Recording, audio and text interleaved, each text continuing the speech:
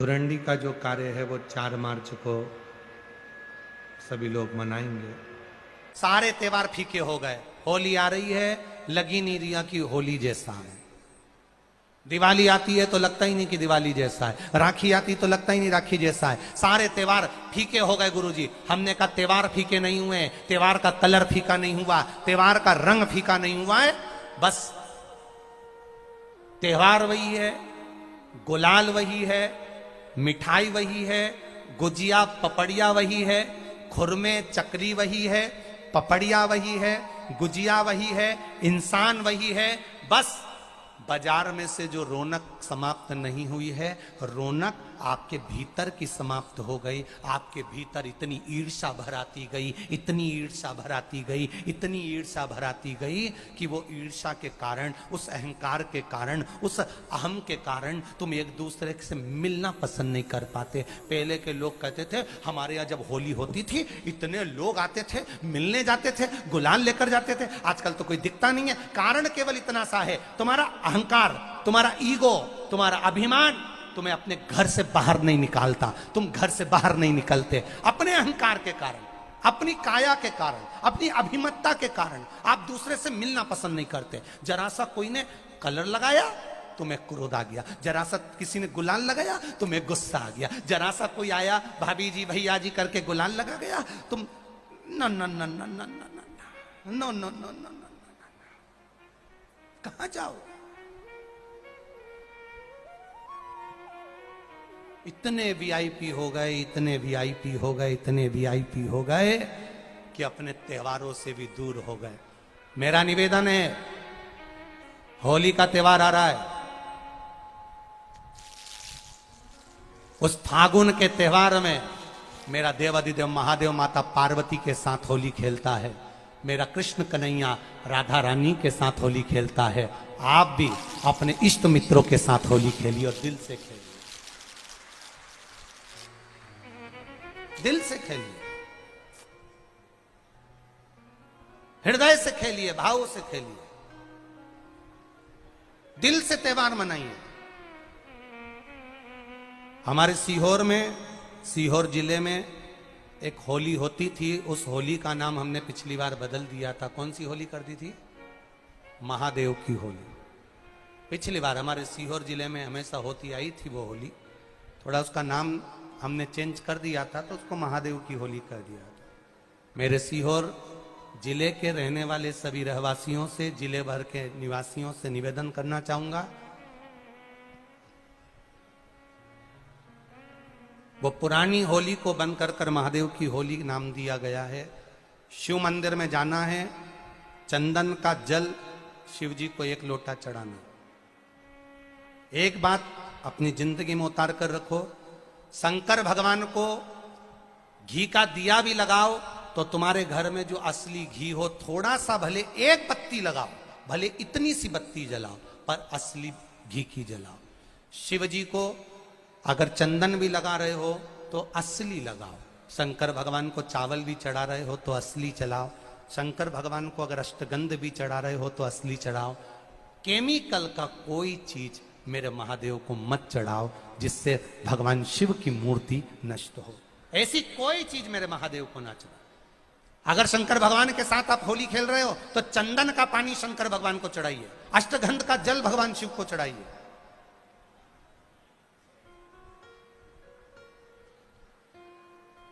तो सीहोर में 5 दिन की जो होली होती है सीहोर जिले के अंतर्गत, वो पुराने समय की बड़ी प्राचीन होली है, उसका नाम दूसरा था। अगले वर्ष से उसका नाम महादेव की होली रख दिया गया है। तो 9 तारीख को, 8 तारीख को तो जो धुरंडी होती है उसके अनुसार ही होली रहेगी, पर 9 तारीख को सीहोर में महादेव की होली मनाई जाएगी, जिसमें सभी लोग अपने अपने शिवालय में जाकर 1 लोटा चंदन का जल शिव मंदिर में समर्पित करेंगे। सीहोर के निवासी, सीहोर के रहवासी 5 मंदिर, चमत्कालेश्वर मंदिर, गुप्तेश्वर मंदिर, बड़ा बाजार मंदिर, शुक्ला मंदिर और मनकामेश्वर मंदिर में हम भी सीहोर में जाएंगे। तो सीहोर वालों और आष्टा वालों करो तैयारी, आ रहा है त्रिपुंड धारी महादेव की होली। बड़े आनंद के साथ मेरा निवेदन सीहोर के आसपास के रहवासियों से, आष्टा के आसपास के रहवासियों से, कि सीहोर जिनको महादेव की होली का आनंद लेना है वो सीहोर के आसपास के लोग महादेव की होली का दर्शन करने आ सकते हैं, और जो आष्टा के आसपास के हैं वो आष्टा में पहुंच सकते हैं। भगवान शिव की भक्ति अपने अपने शिवालय में जाकर, मेरे सीहोर नगर के सारे निवासियों से कहना, सीहोर जिले के वासियों से कहना, हमारा आना मूल नहीं है। ये तो 5 मंदिर जाते हैं, एक नियम है, नहीं तो उसका कोई शोभा यात्रा या जुलूस का क्रम नहीं। 5 मंदिर में जाकर शंकर भगवान को चंदन का जल चढ़ाना, ये मूल है। महादेव से होली खेलना। आप भी भगवान शंकर के मंदिर जाइए और महादेव को एक लोटा चंदन का जल अवश्य चढ़ाइए। जो सीहोर जिले के निवासी हैं उनसे कहना है। बाकी क्या आप लोग तो होली बाबा के साथ मनाते ही हैं, जैसा मनाते हैं वैसा ही क्रम आप लोग रखिए। हर हर महादेव। शिव कथा कह रही है, गौ माता ने केवल झूठ बोला और झूठ बोलने के कारणवश गौ माता के आगे से परिक्रमा ना होकर पीछे से चालू हुई, पीछे से परिक्रमा चालू। और जो पीछे से परिक्रमा चालू हुई, भगवान देवाधिदेव महादेव ने दर्शा दिया कि ये श्रेष्ठता नहीं है, तुम झूठ बोली हो और झूठ बोलने का फल तुम्हें मिला। इसलिए महादेव ने गौ माता को श्राप दिया, केतकी के पुष्प को श्राप दिया। ब्रह्मा जी झूठ बोलने से वाकिफ ना करे, ब्रह्मा जी ना रुक पाए, तो भगवान शंकर ने अपने तुरंत पांव के अंगूठे से नख तोड़कर फेंका। फेंकते से काल भैरव को प्रकट करा। काल भैरव ने अपनी चीटी उंगली का नख फेंककर ब्रह्मा जी का शीश काट दिया। शीश लुढ़कता लुढ़कता लुढ़कता लुढ़कता लुढ़कता लुढ़कता गया और ब्रह्मा जी के रक्त से एक नदी प्रकट हो गई, जिसका नाम कर्मनाशा नदी पड़ गया। कर्मनाशा जो आज भी उत्तर प्रदेश में बहती है, उस नदी में कोई पुण्यवान ने जिंदगी में कोई यज्ञ अनुष्ठान व्रत पूजन जो भी करा होता है, उसका छींटा भी अगर शरीर पर लग जाए तो उसके जीवन का सारा पुण्य समाप्त हो जाता है। ऐसी कर्मनाशा नदी। एक बात बहुत ध्यान लगाकर सुनिएगा। एक बेलपत्री और उस बेलपत्री में एक चंदन की बिंदी और एक अक्षत का दाना मात्र रखकर भी अगर शिवालय पर चढ़ा दी जाती है, एक बेलपत्री, एक चंदन का बिंदी, और चंदन फिर निवेदन करेंगे आज के जमाने में तुम लोग सब घिसा घिसाया पड़ा पड़ाया डब्बी का सामान ले लेकर, वो नहीं, चंदन की मुठिया रखो, थोड़ा सा भी घिसो, जरा सा भी घिसो, उसकी एक बिंदी और एक चावल का दाना। जब हम भगवान देवाधिदेव महादेव को समर्पित करते हैं, अपनी कामना कर कर समर्पित करते हैं, तो निश्चितता है कि आपने व्रत करा ना करा, आपने उद्यापन करा ना करा, आपने अनुष्ठान करा ना करा, शिव महापुराण की कथा कहती है शंकर भगवान उसका फल शीघ्र प्रदान कर देते हैं। भले आपने कुछ करा ना करा, उसका फल तुम्हें मिल जाए। में कि अब मेरा जीवन बहुत नरक सा निकल रहा है, बहुत कष्टमय निकल रहा है। ये बेलपत्री लेना, इस बेलपत्री के बीच वाले पत्ते पर पीला चंदन लगा लेना। कितना लगाना है? बीच वाला जो पत्ता है उस पर पीला चंदन। जब आपको लगे कि मेरा जीवन बहुत कष्टमय है, अब ये रोग, अब ये कष्ट दूर ही नहीं हो रहा, अब ये आए दिन तकलीफ पर तकलीफ बढ़ती जा रही है, आए दिन रोग बीमारी, पैसा घर में बच नहीं रहा, बहुत कष्टमय जीवन है, इसमें लगाओ पीला चंदन बेलपत्री की बीज पत्ती पर। महाराज, और बीज पत्ती पर जब चंदन लग जाए, लगने के बाद में ये दोनों पत्ती पर लाल चंदन लगा लीजिए। इन दोनों पत्ती के बीच में जो डंडी का भाग होता है, आपको कहा था, आपको स्मरण में होगा शायद, हमने जब बेलपत्री की महत्वता बताई थी तो उस बेलपत्री की महत्वता में कहा था ब्रह्मा विष्णु महेश ये 3 हैं, बोला था। बीच में ये बड़ी पत्ती से लेकर जो 2 पत्तियां होती हैं, इनके बीच में जो जगह बचती है, इसमें मां पार्वती के 64 योगनियां, मां पार्वती अपनी पूर्ण सिद्धि के साथ में जितनी भी देवी के स्वरूप हैं वो माता 64 योगनियां देवी के स्वरूप में यहां पर विराजमान होती हैं। 2 पत्ती के नीचे से जो डंडी होती है नीचे तक, ये पूरी डंडी में 33 कोटि देवी देवताओं विराजमान होते हैं इस पूरी डंडी के अंदर। तो ये बीच वाली पत्ती है, ये जो बीच वाली पत्ती का जो भाग होता है, इस पत्ती के भाग में शहद का प्रयोग कर कर, यहां पीला चंदन, लाल चंदन, शहद का प्रयोग कर कर, इसी तरह से पकड़कर ये बेलपत्री की जो डंडी है वो अशुक सुंदरी पर जब आप समर्पित करें तो जहां से जल बहता है उस ओर पर इस पत्ती को चढ़ाकर केवल आपके हृदय की बात कहकर देवाधिदेव महादेव से कोई भी शिव जी का मंत्र, पंचाक्षर नमः शिवाय, षडाक्षर ओम नमः शिवाय, श्री शिवाय नमस्तुभ्यम, या महामृत्युंजय मंत्र, जो शिव का मंत्र हो आपके पास में, उसको बोलते हुए देवाधिदेव महादेव को धीरे धीरे जल की धार चढ़ाना प्रारंभ करो।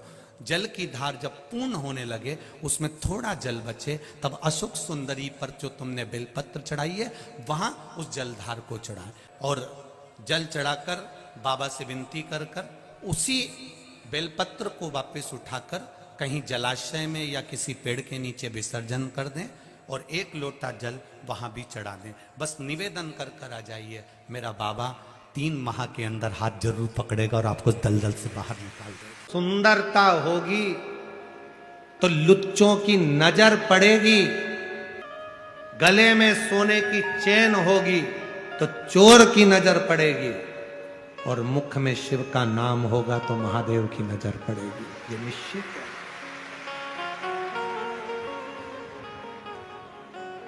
शिव की नजर, जब आप श्री शिवाय नमस्तु, श्री शिवाय नमस्तु, श्री शिवाय नमस्तु, श्री शिवाय नमस्तु, श्री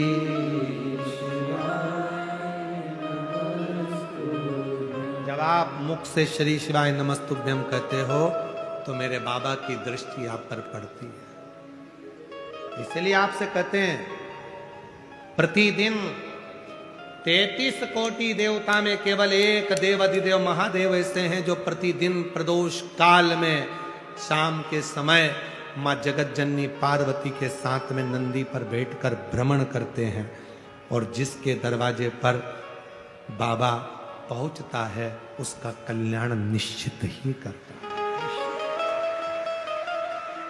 लिख दो दरवाजे पर श्री शिवाय नमस्ते, एक स्टिकर खरीद कर ले जाओ, चिपका दो दरवाजे पर। बाहर खड़ा हुआ व्यक्ति अगर कोई बेकार खबर भी लाया होगा तो थोड़ी देर पड़ेगा श्री शिवाय नमस्तुभ्यम। आप दरवाजा खोलने जाओगी तो घर दरवाजे के दरवाजे पर अंदर की ओर भी चिपका हुआ है श्री शिवाय नमस्तुभ्यम। दरवाजा खोलोगी तो पढ़ोगी श्री शिवाय नमस्तुभ्यम। शिव महापुराण की विद्येश्वर संहिता कहती है, हजार हजार पापों को नष्ट कर देता है और हजारों अश्वमेध यज्ञ का फल एक क्षण में दे देता है श्री शिवाय नमस्तुभ्यम। एक क्षण में दे देता है।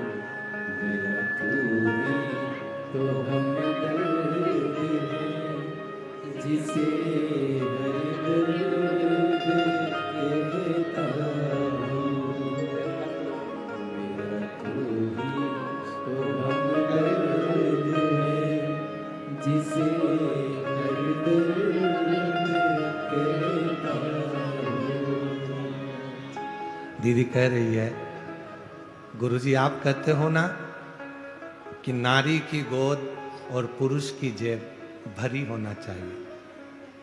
बच्चे नहीं हो रहे थे तो सब ताना देते थे, गालियां देते थे, आड़ा टेढ़ा बोलते थे, अच्छे अच्छे कार्य में हमको बुलाते नहीं थे, बांझ कह देते थे। शंकर जी के मंदिर जाता, जल चढ़ाता, कुबरेश्वर धाम, रोते नहीं बेटा, कुबरेश्वर आंसू पोछ पहले, आंसू पोछ, अच्छी खुश हो तुम ही, आंसू पोछ, आंसू पोछ।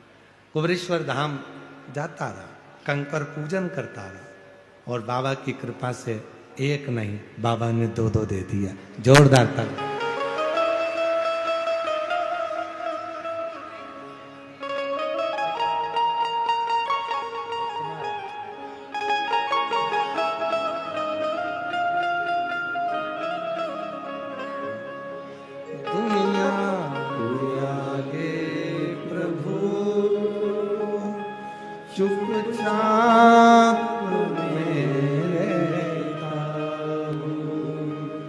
दुनिया के आगे प्रभु चुपचाप में रहता हूँ। मेरा तू ही तो हमदर्द है, जिसे हर दर्द कहता हूँ। मेरा तू ही तो हमदर्द जिसे हर दर्द कहता हूं। उसको कहो, वो स्वीकार कर। तारकासुर ने विचार कर लिया, मेरे प्रभु का विवाह होना चाहिए, प्रभु का विवाह, मेरे भगवान का विवाह हो जाए, इससे ज्यादा और कुछ नहीं चाहिए। असुर था, फिर भी भक्ति थी।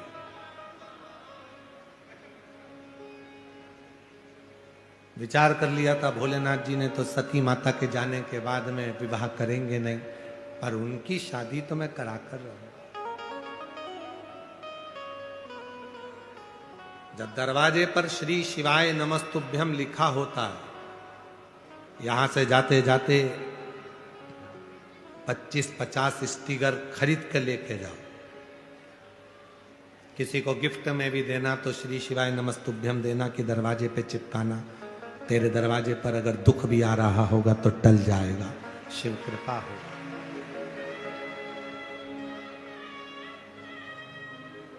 नियम बना लो कि अपने गांव के, पूरे गांव की एक एक दुकान पर, एक एक घर पर श्री शिवाय नमस्तुभ्यम लगाना है, चिपकाना है। कुछ नहीं बने तो इतना ही करेंगे हम, लगा दे। मंदिरों में लगाना है, पढ़ेगा तो मुक्ति मिलेगी। कितना सुंदर लिखा शिव महापुराण की विद्येश्वर संहिता में लिखा, यदि कोई श्री शिवाय नमस्तुभ्यम का जप नहीं भी करता है और श्री शिवाय नमस्तुभ्यम बोलने वाले का केवल मुख का दर्शन कर लेता है, तो भी सारे पाप समाप्त होकर भाग्य प्रबल हो जाए। ये सीहोर वाला महाराज नहीं कर रहा है, गीता प्रेस गोरखपुर की शिव महापुराण लेकर आई है। वेद व्यास जी ने जिस पुराण को लिखा, गीता प्रेस गोरखपुर की शिव पुराण लाओ, हिंदी की लिखी हुई लाओ और उसकी विद्येश्वर संहिता पढ़ो, उसमें मिलेगा कि श्री शिवाय नमस्तुभ्यम बोलने वाले के मुख का मात्र दर्शन कर लो तो संचित पाप समाप्त होकर शिव कृपा होगी। हर हर महादेव। श्री शिवाय नमस्तुभम। पूजनीय गुरुजी द्वारा बताए गए 4 मार्च बुधवार की रंगों की होली धुलंडी है। भगवान शिव पार्वती की होली विशेष शिव महापुराण में बताई गई है। हजारों वर्षों का यज्ञ पुण्य बताया गया है और कष्ट में जीवन छुटकारा गौ माता के बारे में बताया गया। रोग और दुख और कष्ट भी के बारे में बताया गया। विशेष कथा उपाय है। होली के उत्सव के बारे में आप जरूर यह होली के बारे में सुने, और अगर ये वीडियो अच्छी लगी तो लाइक शेयर करना बिल्कुल ना भूलें। हर हर महादेव।